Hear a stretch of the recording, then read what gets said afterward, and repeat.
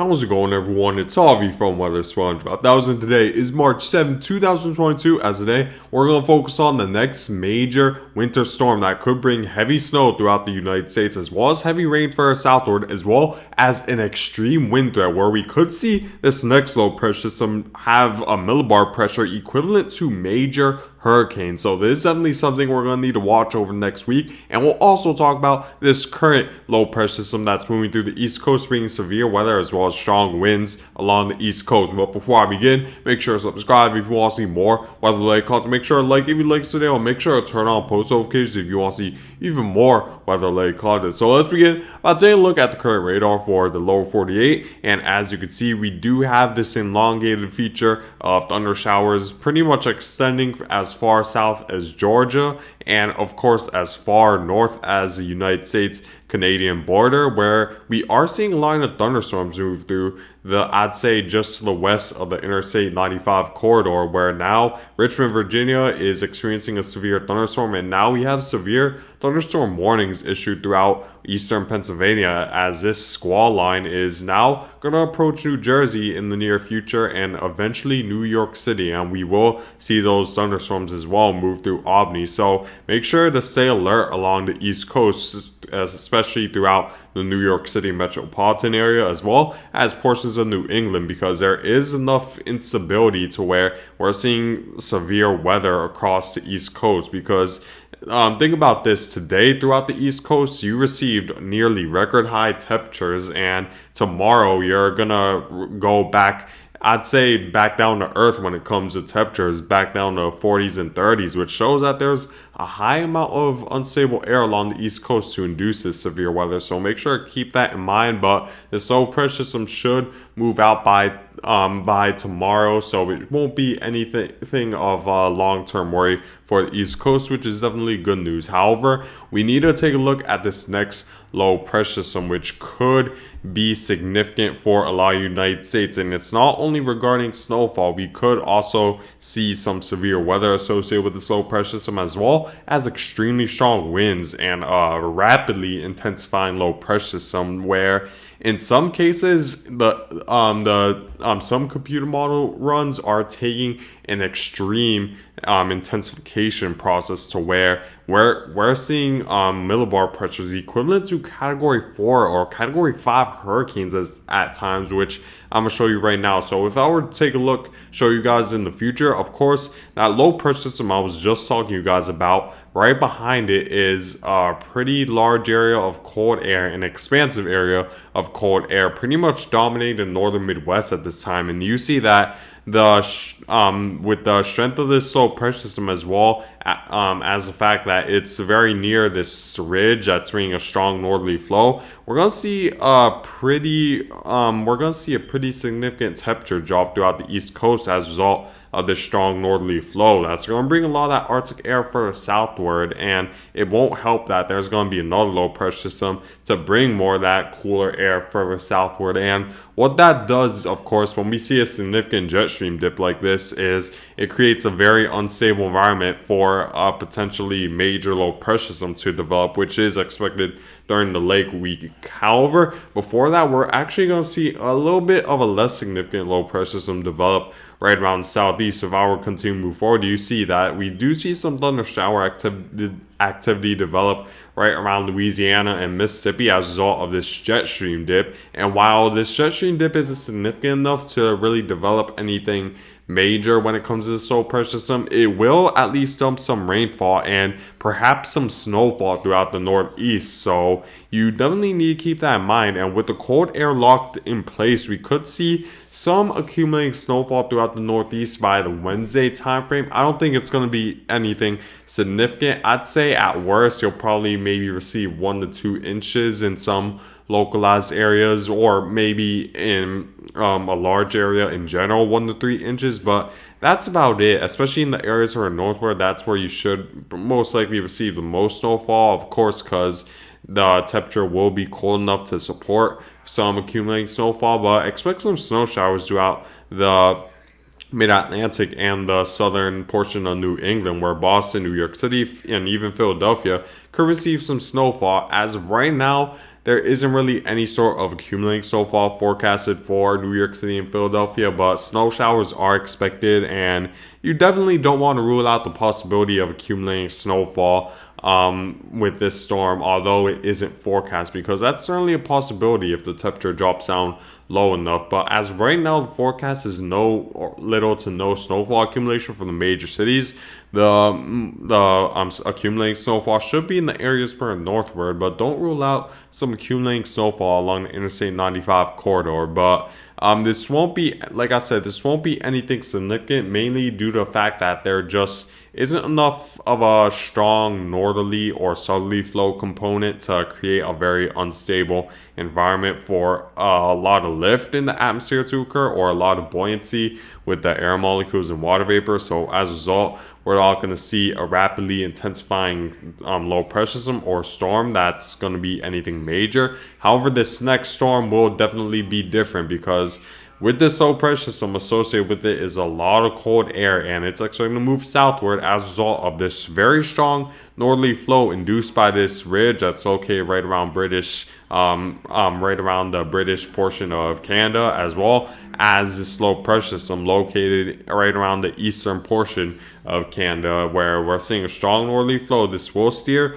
this Arctic low further southward, and that will create an extremely unstable environment for our next storm to occur. We do see some snow showers throughout the higher elevations of Rockies, as well as Kansas, where you could receive some accumulating snowfall. But you see that we will really see this storm develop right around, I'd say, the Friday time frame, where we will see snow eventually move through Oklahoma. Dallas could get involved in some snowfall, and we do see just a very unstable environment. Look how significant that jet stream dip is. We're seeing a strong northerly flow. We're seeing pretty much a jet stream that's positioned to the point where winds are directly coming from the south, which represents that a lot of cold air is interacting with the warm air, and as a result, this low pressure system should rapidly intensify. And if we take a look at how rapidly this intensifies, it's quite insane. Not only will we receive heavy snowfall, very strong winds associated with this low pressure system, and potential severe weather threat on the east side, and a heavy rain threat, but look at how much this low pressure system really develops. It drops down to 957 by the time this reaches Maine. That's equivalent to a Category 3 hurricane, but if you were to continue to move even northward, this drops down to 940s, and even 937 by the time it reaches eastern Canada, which is extremely, extremely significant. Now, to put that in perspective, Hurricane Sandy, when it made landfall right around Atlantic City, New Jersey, almost 10 years ago, its millibar pressure was at 940, was right around 940 or 942, right around that range. Although it was a Category 1, of course, the storm was quite expansive, so the strength and the air molecules were a lot more spaced out for that pressure to be extremely low. But so it had a strength equivalent to almost pretty much a Category 4 hurricane. This storm is expected to drop down below the 940 mark at 937, which would be one of the more significant snowfalls in history for the northern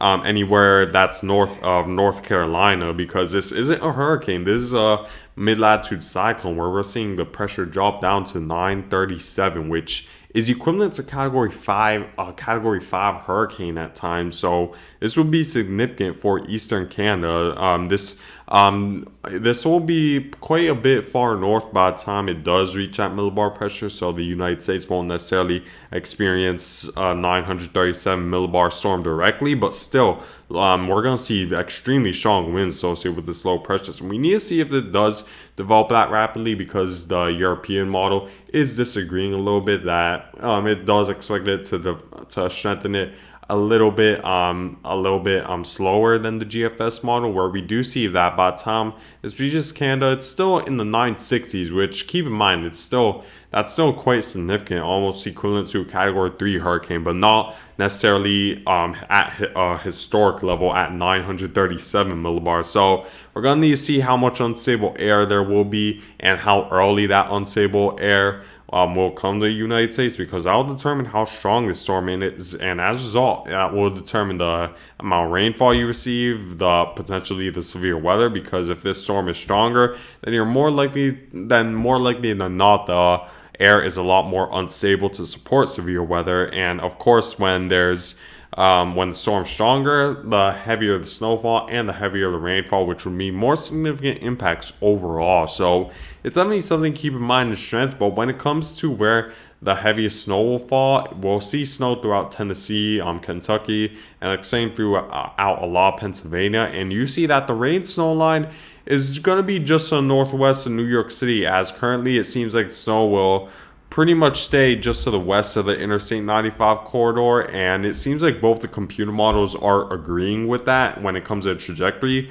Although there's still 120 hours out, a lot could change between now and Saturday to Sunday. But the fact that both of the main computer models are agreeing when it comes to the trajectory of the storm really does give more confidence that the snow will primarily stay towards the northwestern portion of the Northeast. But again, I'm going 120 hours out, so there's still a lot that could change with the forecast. Really all depends on position of this low pressure system. Again, how strong the northerly flow will be to determine the position of this low pressure system, to see how far east or west this low pressure system will go. It's going to take several days to really iron out the forecast. We will really get a good idea by the time, I'd say, these two low pressure systems move through, because that will really determine how far south that jet stream will dip, to really determine the trajectory of the storm. So still a decent amount of uncertainty, but it is mitigated by the fact that we are seeing agreement with two of the main computer models regarding the trajectory. So that's some of the good news. In terms of the snowfall, the computer models are expecting, you see that there's going to be we could see potentially a heavy amount of snow further southeastward, where New York City could receive maybe 3 inches of snow. Philadelphia is right in between receiving over 6 inches of snow to only around 1 inch of snow. As you see, it might be one of those Interstate 95 corridors that may be tough to forecast. However, the snow is primarily associated with this first snowstorm to move through. That's going to move through this Wednesday, and I'd say the snow will be less than that, because the temperature of it only measures the amount. The European model only measures the amount of snow that comes from the sky, not necessarily this amount of snow that accumulates on the surface. And the surface is quite warm, of course, so it's going to take a while. So I expect maybe around an inch of snow this Wednesday, but we definitely at least still need to pay close attention to this next snowstorm to determine where that rain snow line will be. So make sure to stay tuned over the next several days, because that trajectory is definitely subject to change within the next 5 days. As you see, the GFS model is taking a track well further eastward, bringing the heaviest snow well further westward, I meant to say. So that's something to keep in mind. And the rainfall will be another worry associated with the low pressure system, because of course we're going to see a heavy amount of thunderstorm activity with a storm quite powerful, and with an air mass that's going to be quite unstable by the time we reach the late week. So here we go. There's a heavy rain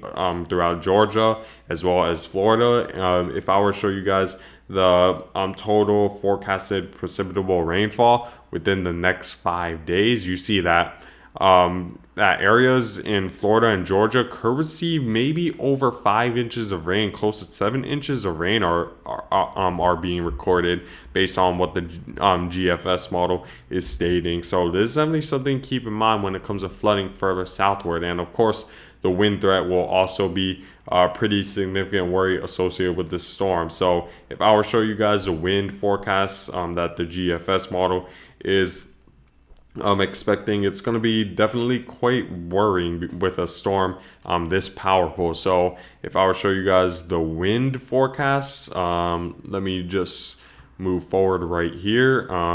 So you're going to see that it's going to be quite powerful by the time the low pressure system moves through. As a result of this low pressure system developing into dropping down into the 950s, where we do see just very strong winds. You see just off the coast, we're seeing sustained winds right around 40 knots, which is equivalent to right around 55 miles per hour just off the coast. And you see that further inland, let's say in New Jersey, you're receiving right around 20 knot sustained wind, which is equivalent to 30. And the wind gusts, of course, will be much higher than that, equivalent to 60 miles per hour. So definitely something to pay very close attention to throughout the East Coast when it comes to wind, because this late week, it could be quite windy for you guys, and I wouldn't be surprised if high wind warnings are issued. Now, let me show you guys the my snowfall forecasts with this next major storm. So I'm forecasting 6 to 12 inches for a northward, 3 to 6 inches for a southward, extending through Pennsylvania. And then you see that the 1 to 3 inch mark is just to the northeast of the major cities, as I expect the heaviest snow to be primarily further northwestward, so you guys won't necessarily experience a major winter storm out of this. However, there's still uncertainty. We could see changes further westward or eastward, and of course, we still need to worry about that extreme wind threat that's gonna come along with the so persistent and heavy rain threat for southward, as I'll make sure to keep you guys updated regarding this winter storm moving through the United States, because it is expected to be significant this late week. But anyways, guys, I thank you guys for watching. Make sure to subscribe if you want to see more weather-related content. Make sure to like if you like this video. Make sure to turn on post notifications if you want to see even more weather-related content. And I hope you guys have a great day.